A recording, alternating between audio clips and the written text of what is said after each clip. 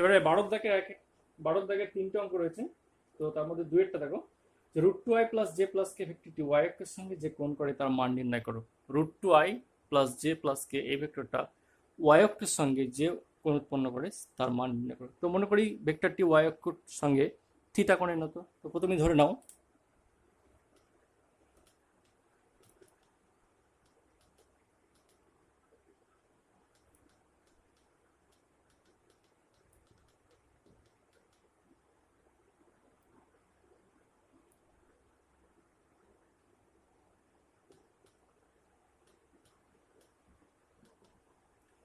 প্রদত্ত ভেক্টরটা ওয়াই অক্ষের সঙ্গে থিটা কোণের নত।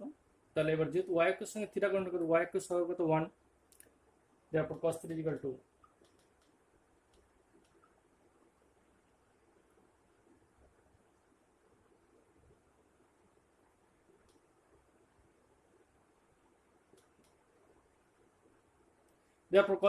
যেহেতু y অক্ষের সহগ আমার j সহগ 1, সেজন্য 1 by root over of √2 square plus 1 square plus 1 square মানে 2 প্লাস 1 প্লাস 1, √2 স্কয়ার মানে 2, 1 স্কয়ার মানে 1, এর 1 স্কয়ার মানে 1, তাহলে 2 প্লাস 1 প্লাস 1, তাহলে cos θ equal to 1 বাই 4, তার মানে 1/2। তাহলে cos θ মান কত হয়ে গেল 1/2। তাহলে y অক্ষের সঙ্গে যে অ্যাঙ্গেল করেছে therefore θ equal to cos 60 half 5/3, এটা आंसर। তাহলে প্রদত্ত ভেক্টরটা y অক্ষের সঙ্গে যে অ্যাঙ্গেল করেছে তার মান হচ্ছে θ equal to এটা। আর y অক্ষ বরাবর ইউনিট ভেক্টর যেহেতু আমরা জানি যে y অক্ষ বরাবর ইউনিট ভেক্টর শুধুমাত্র যেহেতু যে কেউ যদি y অক্ষ বরাবর ইউনিট ভেক্টর কথা পাবো, তাহলে y অক্ষ বরাবর ইউনিট ভেক্টর শুধুমাত্র যে, তার মানে এর সহগ 0 0i plus j plus 0 into k, ভেক্টরটা এটাও মনে করতে পারো। ঠিক আছে, তাহলে √2i প্লাস জে প্লাস কেটাও যেমন একটা ভেক্টর, তাহলে y অক্ষ বরাবর যে ভেক্টরটা সেটা হচ্ছে 0i প্লাস জে প্লাস কে। তাহলে এই দুটো ভেক্টরের ডট প্রোডাক্ট যদি করি সেই আমার একই রেজাল্ট দেবে। ঠিক আছে, এটাই আসবে। একই রকম যদি cos θ এর ফর্মুলা অ্যাপ্লাই করি, যদি মনে করো cos θ equal to a dot b divide by mod a into mod b, কেউ যদি বলে যে cos θ equal to a dot b divide by mod a into mod b formula apply করবো, তাহলে এই ভেক্টরটা কে ধরবে, এটাকে বি ধরবে, এই ফর্মুলা করবে, উত্তর সে একই আসবে। আর শর্টকাট প্রসেস হচ্ছে, যেহেতু y অক্ষ বা x অক্ষ যাই হোক না কেন, সেই অক্ষের বরাবর সহগটা, সেই অক্ষর বরাবর যে বরাবর সহগ হচ্ছে 1 বা রুট ওভার যে ভেক্টর সেটা, এটা হচ্ছে শর্টকাট প্রসেস। আর কেউ যদি বলে না যে অক্ষর বরাবর ইউনিট ভেক্টরটা পুরো ধরে নেবো, ধরে নিয়ে করতে পারে, একই ব্যাপার। এটা গেলো 12 থেকে 2-টা। এবার দেখো 3-এরটা,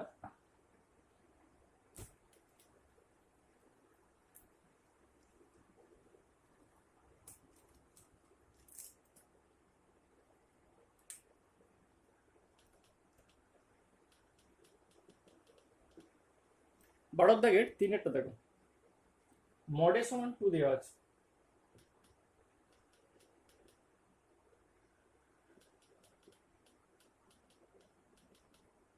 mod a সমান 2, mod b সমান 3 এবং a ডট b সমান 4,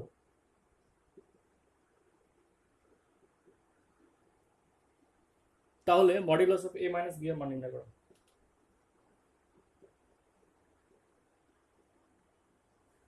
mod a সমান 2, mod b সমান 3, a ডট b সমান 4, তাহলে modulus of a minus b এর মান নির্ণয় করো। mod a দেওয়া আছে, mod b দেওয়া আছে, a ডট b এর মান দেওয়া আছে, বার করতে বলছে modulus of a minus b সমান কত। খুব সহজ। তো শুরু করবো এটা দিয়ে, modulus of a minus b। তাহলে আমরা জানি a মাইনাস b তার হোল স্কয়ার সমান,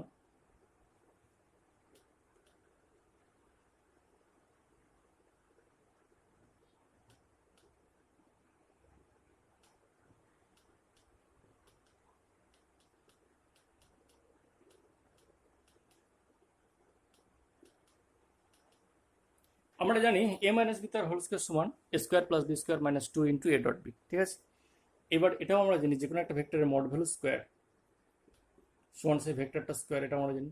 যে কোনো একটা ভেক্টর তার মড ভ্যালু স্কয়ার সমান সেই ভেক্টরটা স্কয়ার হয়, এটা আমরা জানি। তাহলে ভেক্টরটা স্কয়ার মানে মড ভ্যালু স্কয়ার, এটাও অনুরূপভাবে বলা যেতে পারে। তো দিস ইমপ্লাইং এখান থেকে যেটা লিখতে পারি,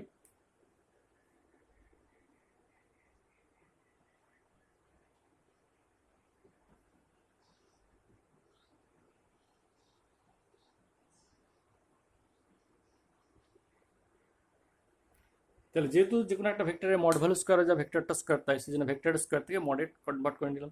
প্রত্যেকটা মান দেওয়া আছে, দেখো মডের মান দেওয়া আছে, মড বির দেওয়া আছে, এ ডট বি দেওয়া আছে। এখানে মডের মান দেওয়া আছে, মড বির মান দেওয়া আছে, modulus to A dot B এর মান দেওয়া আছে। তাহলে বার করতে হবে modulus of A minus B, তার হোল স্কয়ার বেরিয়ে গেলে modulus of A minus B automatically বেরিয়ে যাবে। মানগুলো বসাচ্ছি,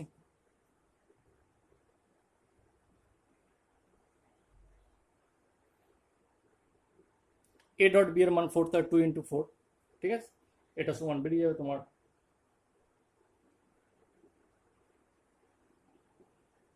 5।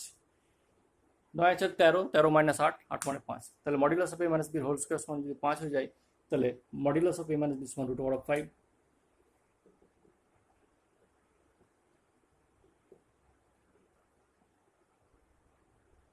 তাহলে মড এ যদি দেওয়া থাকে এবং মড বি যদি দেওয়া থাকে এবং এ ডট বি যদি দেওয়া থাকে, তাহলে মডুলাস অফ a - b এর মান ইউজিং দিস ফর্মুলা, এই যে ফর্মুলাটা অ্যাপ্লাই করলাম, এই ফর্মুলার সাথে অটোমেটিক্যালি হয়ে যাবে। এটা একটা অঙ্ক হলো। এরপরে দেখো 14-3-এরটা আবার একটু অন্য মডেলের অঙ্ক। সেটা হচ্ছে এরকম,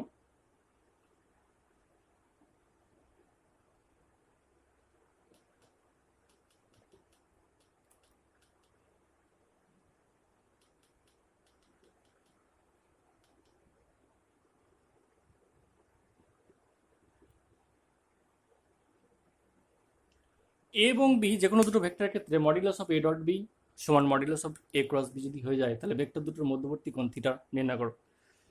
14-3 অঙ্কটা বলছি যে এ এবং বি দুটি এমন ভেক্টর যে modulus of a dot b সমান modulus of a cross b হয়, তবে এ এবং বি ভেক্টর দুটোর মধ্যবর্তী কোণ নির্ণয় করো। এ এবং বি যে দুটো ভেক্টর আছে, সে ভেক্টর দুটোর মধ্যবর্তী কোণ কত হবে সেটা নির্ণয় করতে হবে। খুব ভালো কোশ্চেন। ডট প্রোডাক্ট এবং ক্রস প্রোডাক্ট ইকুয়াল দেওয়া আছে, শুধু ইকুয়াল না, তাহলে মড ভ্যালুটি ইকুয়াল দেওয়া আছে। সেখান থেকে তোমাকে যেভাবেই হোক বার করতে হবে থিটা এর মান কত, ঠিক আছে। এ এবং বি ভেক্টর দুটো কিন্তু আমার অজানা, কিছু বলে দেওয়া, জাস্ট শুধুমাত্র ভেক্টর দুটোর মধ্যবর্তী কোণ বার করতে বলেছি, এটা আমাদের দেওয়া আছে। প্রথমেই যেটা করবো সেটা হচ্ছে এ ডট বি এবং এ ক্রস বি যে ফর্মুলাটা রয়েছে, সেই ফর্মুলাটা অ্যাপ্লাই করার আগে উভয়পক্ষে স্কোয়ার করে দিই, ঠিক আছে।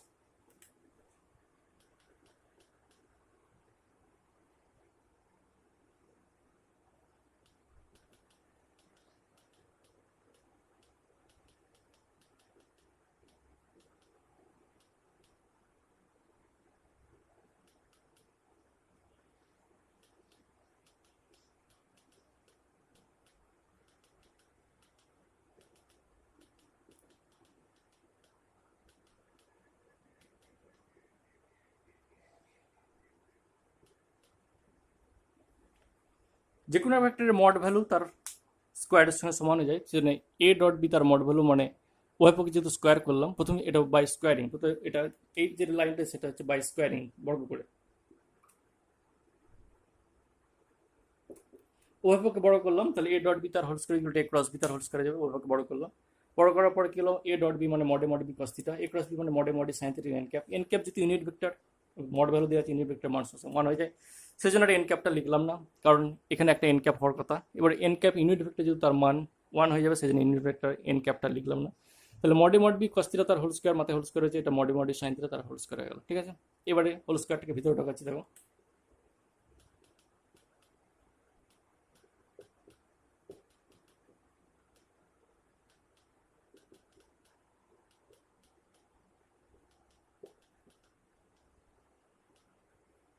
এটা সমান লিখতে পারে a dot mod a mod b cos theta তার হোল স্কোয়ার মানে mod b square into cos square theta, এটা mod b square into sine square theta, ঠিক আছে।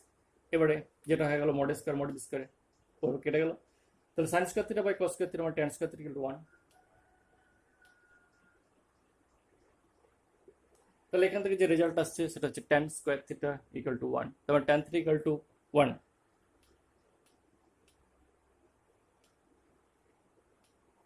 তারপরে যেটা রেজাল্ট আসছে সেটা হচ্ছে tan theta equal to 1, tan theta equal to 1 হলে থিটা ইকুয়াল টু কত, π/4 হয়ে যাবে, ঠিক আছে।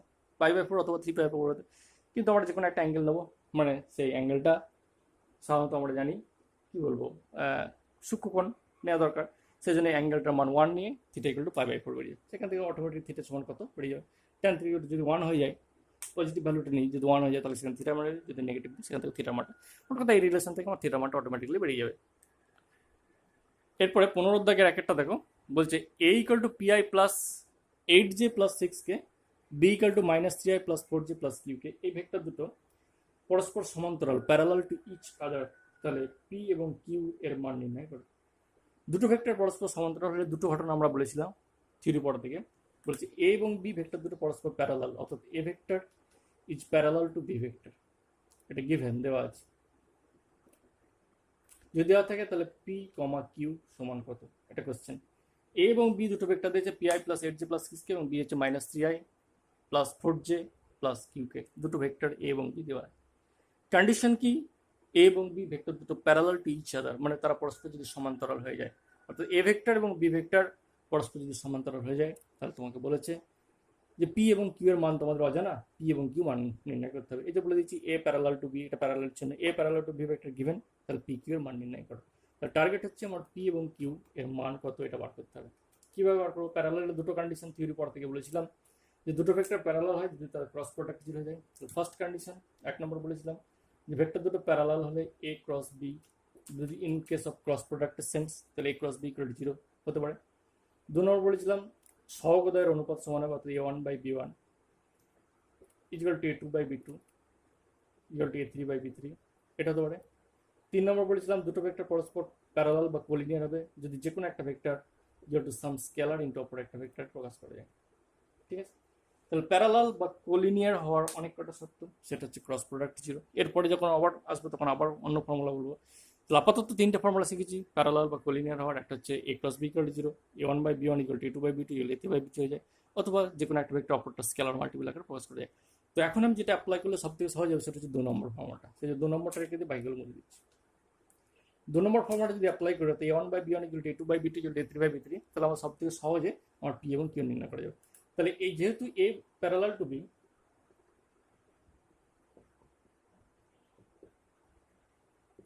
যেহেতু A vector is parallel to B vector, তাই আমি কি করবো, a1 বাই b1 মানে p বাই মাইনাস 3